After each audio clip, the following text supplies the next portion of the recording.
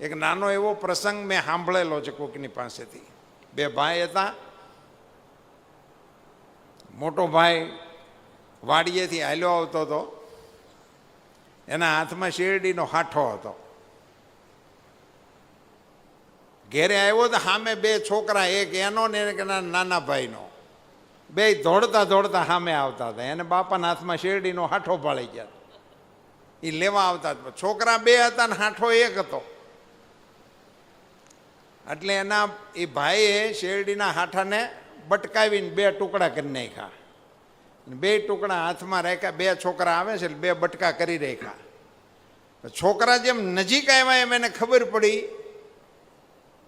કે એનો છોકરો જે બાજુથી દોડતો આવે છે એ ભાગમાં પૂછડ્યું છે, અને ભાઈનો છોકરો જ દોડતો દોડતો જે હાથ કોઈ આવે છે એના હાથમાં થડિયું છે. એટલે પાસે છોકરા આવ્યા ત્યારે એણે આમ હાથની આમ આંટી મારીને થડિયું એના છોકરાને દીધું ને પૂછડ્યું ભાઈને છોકરાને દીધું. આ નાની એક ઘટના હતી શેરડીનો હાઠો વેચવાની. મોટા ભાઈ તરીકેની જવાબદારીમાં આવું થયું.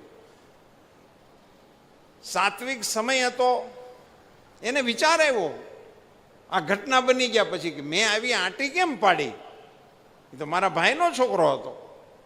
મારા મનમાં એટલો ભેદ ઉપજ્યો કે મારા છોકરાને મારે થડિયું દેવું જોઈએ અને મારા ભાઈના છોકરાને પૂછડિયું મળવું જોઈએ. એટલો વડીલ તરીકે મારા મનમાં ભેદ આવ્યો. હવે મને આ ઘરનું વડીલપણું કરવાનો અધિકાર નથી.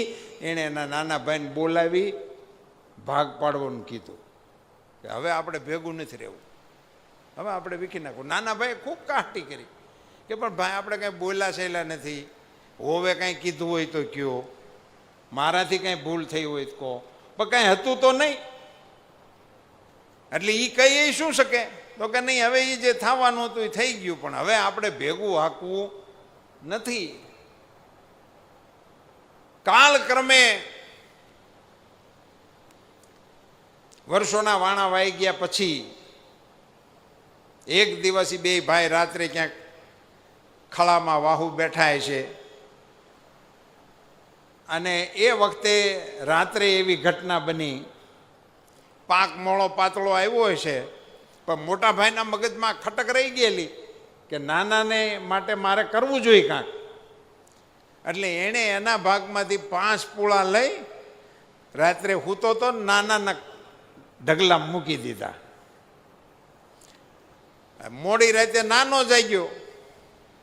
એને એમ થયું મોટા ભાઈને વ્યવહારિક કામકાજ બહુ રહે, મહેમાન હેમાનની ગાહોટી એને વધારે પડે છે, કોઈ આવે જાય તો એ ઘર હમું નમું કરે છે, મારે ત્યાં બહુ ઓછા આવે, મારા મહેમાન આવે એને ત્યાં ચા પાણી પીવે છે ને જમે છે, એટલે મારે વ્યવહારે 5 પૂળા ભાંજ દેવા જોઈએ.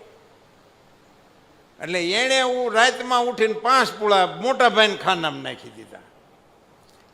હવે 2 જણાએ 5-5 પૂળા નાખ્યાનું પૂન કર્યું હતું. સવારે 2 ગણ્યા સરખા નીકળ્યા.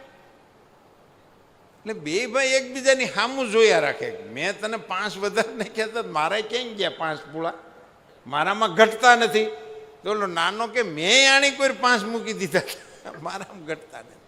બેયને સમજાઈ ગયું કે આપણા મગજમાં જે ઈશ્વર વસ્યો હતો એ પ્રમાણે આપણે કર્યું તો જે થવાનું હતું એ થાય.